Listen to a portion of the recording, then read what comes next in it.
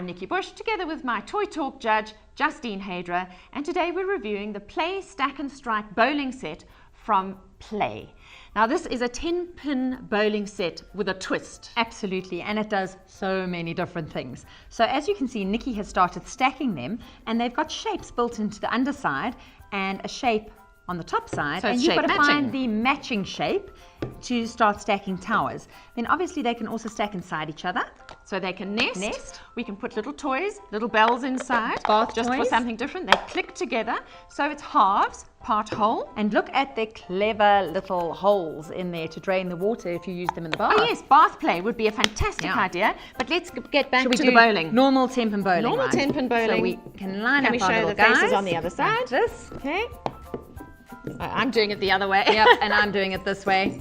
And obviously They're gonna go everywhere we're gonna now. aim and kaboom! So, great value for money for 2 to 4-year-olds, multi-purpose product. If you love it, go to my Nikki Bush store on takealot.com.